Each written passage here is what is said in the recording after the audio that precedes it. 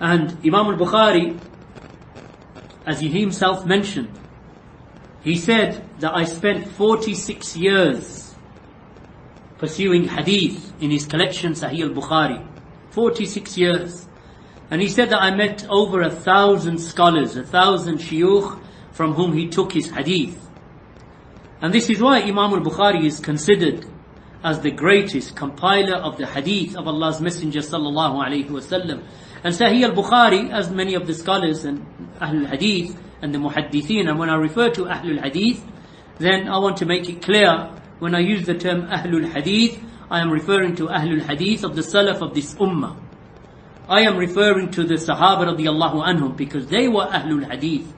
And I am referring to the Tabi'een, who followed the Sahaba radiyallahu anhum in their knowledge and in their acting upon the hadith of the Prophet sallallahu alaihi wasallam. So they are Ahlul Hadith.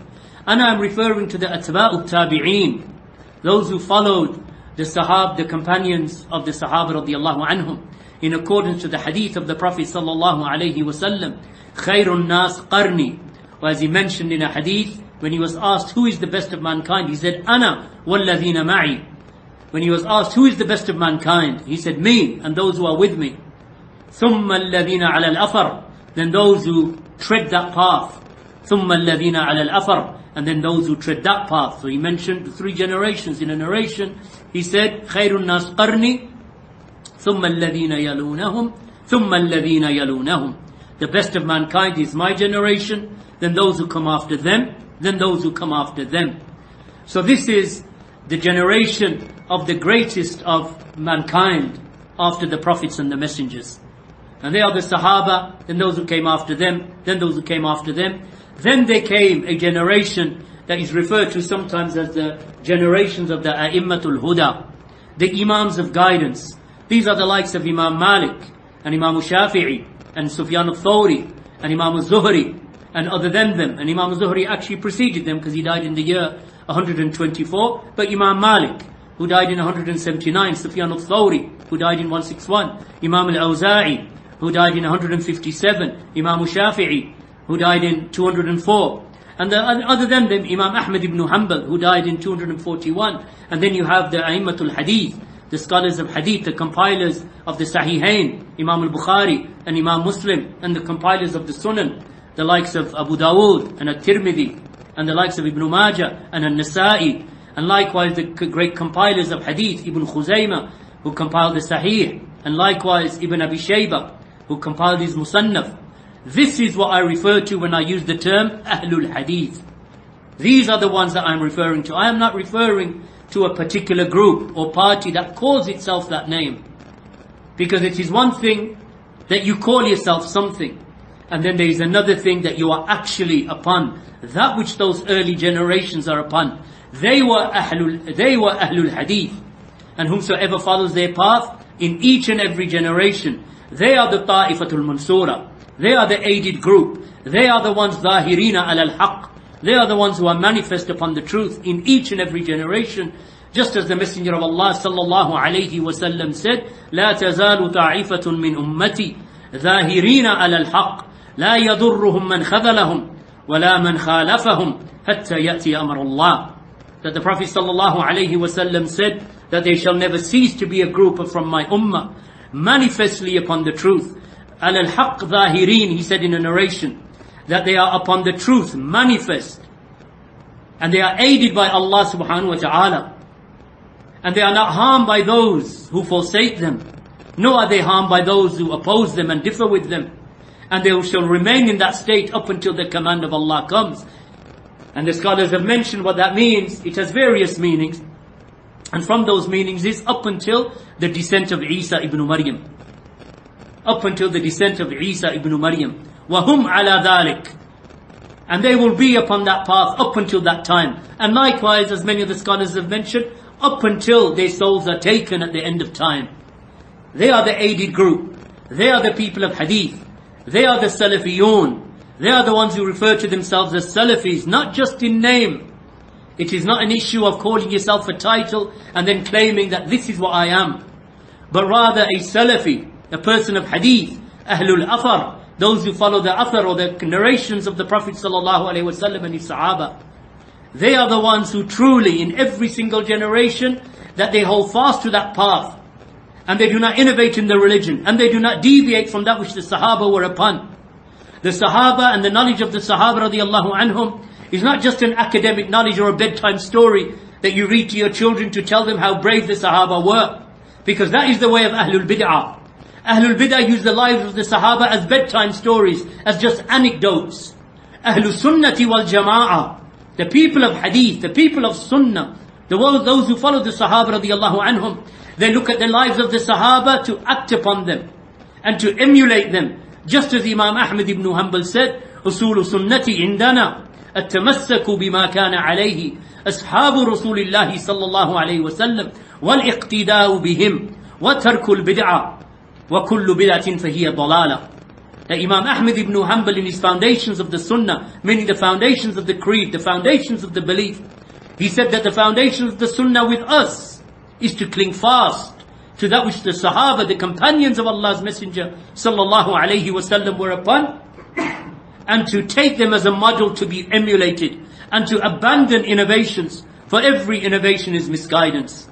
This is the path that I refer to when I refer to Imam al-Bukhari, and those who follow the path of Imam al-Bukhari, and Ahmad ibn Hanbal, and Malik ibn Anas, and Imam al-Shafi'i, and the likes of Ibn Aoun, and Imam al-Zuhri, and Muhammad ibn Sirin, and al-Hasan al-Basri, and the path of those who came before them, Abu Hurairah radiyallahu anhu, and the likes of Ibn Umar and Ibn Abbas, and Abu Sa'id al-Khudri, and Salama, and Aisha radiyallahu anhum, ajma'een, all of them, may Allah be pleased with them.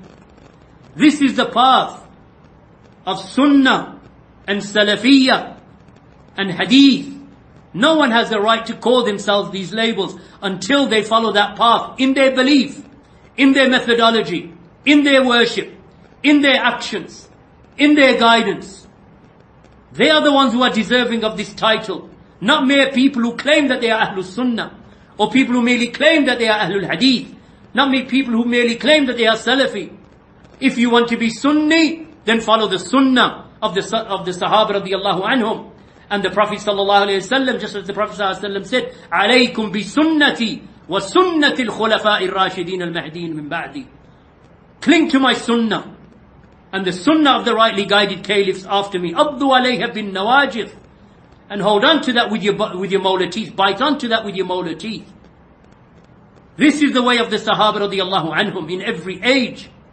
Those who follow them in every age, they are the ones worthy of this title. So you find many people today grasping in the dark, looking for guidance. But the guidance is here. This religion was never lost. Its purity was never lost. That's why the Prophet ﷺ said that there shall never cease to remain a group from my ummah manifestly upon the truth. And that's why the Prophet ﷺ said, قَدْ تَرَكْتُكُمْ عَلَى الْبَيْضَاءِ, I have left you upon clear proof. لَيْلُهَا كَنَهَارِهَا, its day, its night is like its day. There is no darkness in this religion of Al-Islam. Yes, people are confused. Yes, people are lost. Yes, people don't know where to look. Yes, people, that they look around them and they think into themselves, where is the guidance? Where is the Sunnah? Where is the path of the Prophet ﷺ? Everyone claims to be upon the truth. But what is the truth?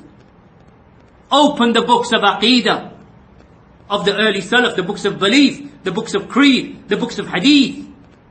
Open up the books of those scholars that I've mentioned and other than them, and you'll find the truth. Open up the magazines of today. Click on that YouTube video, and you're upon a path of misguidance. Because you have to remember that there are many more people calling to misguidance and desires and sins and bid'ah and corruption in creed than there are people calling to the truth. There are many more paths of misguidance than there is the path to success, because the path to success is one. وَأَنَّ هَذَا صِرَاطِي مُسْتَقِيمًا فَاتَّبِعُوهُ وَلَا تَتَّبِعُوا السُّبُلَ. Just as Allah said in the Quran, this is my straight path. He mentioned it in the singular. And do not follow the other paths. And He mentioned them in the plural, showing that the path of Allah is one. And it is straight. But the paths of misguidance and the callers to misguidance are many. As the Prophet ﷺ said, when one of his companions said, describe the people of deviation. when he said, Du'at ala abwabi jahannam, that there will be callers upon the gates of hellfire. Whomsoever answers they call, they will cast them into the fire. Sifhum lana ya Rasulullah. Describe them to us, O Messenger of Allah. Hum min jildatina. They are from our people. وَيَتَكَلَّمُونَ بِأَلْسِنَتِنَا. And they will speak with our tongue, our language. They will speak the language of the Muslims. Wherever the Muslims are, they will speak their tongue to misguide them. Misguide them because by misguiding the Muslims, they increase their numbers. And they increase their power. They increase their status. They increase their wealth. Because it is from the people that they gain these things. The dunya is gained by following. That's how they gain the dunya. That's why you see them marching in the streets. They misguide them for years.